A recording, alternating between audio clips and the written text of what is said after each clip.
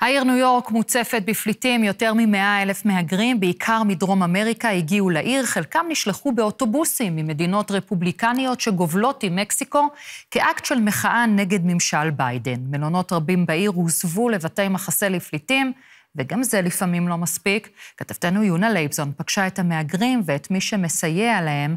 הנה הכתבה שהכינה יחד עם שירז מאירסון. Humanitarian crisis all tied to immigration.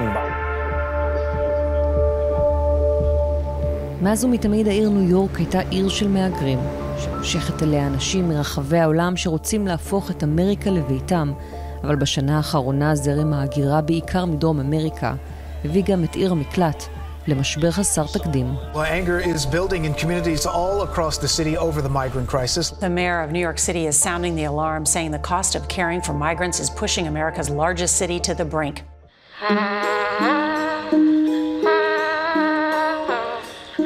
לפי החוק בעיר ניו יורק צריך לספק לכל אדם מחסה, מקום שבו יוכל לגור ולפחות לבלות את הלילה, אבל עם הזרם הגובר של מבקשי המקלט כבר לא נותרו מיטות בבתי המחסה, ולמעלה מ100 מלונות הוסבו לפתרון דיור למהגרים. והמלון הזה כאן שמאחוריי, מלון רוזוולט, עלה לכותרות בשבועות האחרונים בגלל התמונות האלה.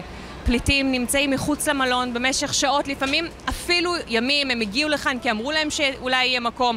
לא היה מקום, זה אחד המלונות היחידים בתוך מנהטן שמאחסן פליטים, ולכן ראינו את התמונות האלה שפשוט גרמו שוב להצפה מחדש של השיח על משבר הפליטים החמור שמתרחש כרגע בעיר ניו יורק.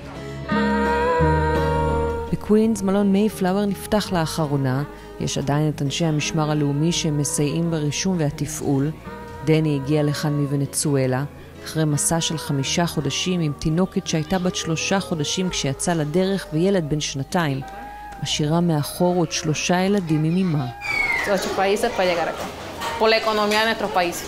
Aquí pues para tener una oportunidad de trabajar por nuestra familia, nuestros niños. ארגון Early Starters הישראלי שמפעיל מסגרות חינוכיות לילדי פליטים ברחבי העולם פתח פיילוט ראשון בבית מלון כזה, להעניק חינוך לגיל הרך. כשדיברו איתנו על זה שהם רוצים שאנחנו נבוא לניו יורק, לפתוח מרחב בטוח לילדים, אמרנו, מה, ישראלים לניו יורק? למה? מי אנחנו? אנחנו עובדים במקומות אסון, ולא הבנו כל כך למה צריך אותנו בכלל. והגענו לפה והבנו שיש באמת צורך מאוד מאוד גדול. במלון הזה יש 400 אנשים, מתוכם 200 ילדים, להרבה מהם, עם כל מסגרת או פתרון. זה המרחב שאנחנו פתחנו רק לפני חודש. יש פה 25 ילדים היום. יש פה הרבה מקום בשבילם לשחק ולהתבטא וליצור, להיות ביחד. האימהות עוברות הכשרה להיות המטפלות בגן. בתוך מלונות המחסה נותנים להם את כל מה שהם צריכים כדי לנסות ולהתחיל את החיים החדשים בניו יורק. לקבל אישורי עבודה ולהגיש בקשות פליט. משטרת ההגירה לא מגיעה לכאן. What we do here is we provide all resources from housing to food, clothing, education, healthcare to all migrant families. You've been in this field for 15 years. Have you seen this? Nothing like this before, I have to be honest, right? This is all new for all of us, including the state. הבעיה של ניו יורק מתחילה הרחק משם, בעיקר בגבול של טקסס ומקסיקו. Hundreds of migrants cross the border in a matter of hours. Parents tiptoeing through the river, children in tow, praying upon arrival. ההסתננות דרך הגבול הדרומי של ארצות הברית זו בעיה שנמשכת שנים והחריפה בתקופה האחרונה. הרבה מהם עוברים מסע ארוך בג'ונגל, חציית הנהר, עד שמגיעים לאדמת אמריקה. Caminando por meses, días, semanas, difícil. Entre Colombia y Panamá pasamos una selva. Duré 3 días en la selva, durmiendo solamente la naturaleza, sin comida. Gracias a la vida salimos de ahí, llegamos a Panamá y pudimos continuar. La idea era llegar aquí al norte. כשהם מגיעים הם נקלטים על ידי משטרת ההגירה. הדרכונים שלהם נלקחים והם מקבלים מספר זיהוי זמני. מדינות כמו טקסס, אריזונה ופלורידה הדרומיות הפכו לאלה שנפגעו באופן הקשה ביותר ללא מערכת רווחה שיכולה להכיל את כל המהגרים. ופשוט לא מטפלים בהם. You see them all in the sidewalks everywhere. It's unsafe for them. It's unsafe for the people. I think they need to distribute some of the people because El Paso is already overwhelmed with so many people. כאקט פוליטי ומחאתי נגד הבית הלבן ומדיניות הגבול, המושלים הרפובליקנים של טקסס ופלורידה שולחים את המהגרים באוטובוסים למדינות דמוקרטיות בצפון מזרח ארצות הברית ובעיקר לניו יורק. לחלקם אפילו נקנו כרטיסי טיסה, כך הגיעו בשנה האחרונה 100,000 מבקשי מקלט לתפוח הגדול.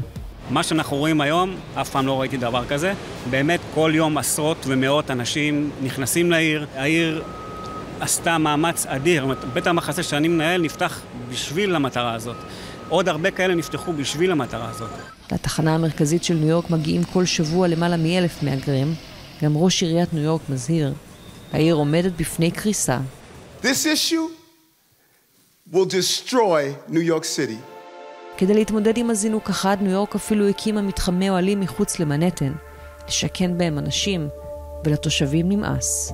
We're all for legal migration, and we all have come from somewhere at some point, but this is unacceptable. The problem is that this is an inappropriate location. They're putting 1,000 unvetted adult males in a cot, rusted fences, no shopping, no transportation, nothing to do. ההמונים שמגיעים מתווספים לעשרות אלפי חסרי בית שגם להם צריך לדאוג. זה אומר שצריך יותר משאבים, ולעיר לא תהיה ברירה, אלא להפיל את זה על משלמי המיסים. בטקסס אין טיפול. באריזונה אין טיפול, אין מערכת בתי מחסה, אין אופציות לאנשים האלה. אם היינו יכולים לפתוח מערכות בתי מחסה או איזושהי מערכת מסודרת במדינות האלה וככה לפזר את הכל שווה בשווה, כמובן זה מין אידיליה כזאת שהיא אולי תמימה קצת לדבר עליה, אבל לא יכול שזה ייפול רק על ניו יורק. המצוקה הזו של העיר הפכה למשבר פוליטי בין ראש העיר, מושלת ניו יורק והבית הלבן, בבקשה לסיוע ותקציבים להתמודדות עם הבעיה. ארגוני הרווחה שרגילים להתמודד עם עשרות אלפי חסרי בית בניו יורק, פונים עכשיו לטפל באוכלוסייה הזו שבמצוקה. This has been overwhelming for the city in many ways, for the school systems, for the systems that serve people who are unhoused. One thing that we hope that there would be collaboration.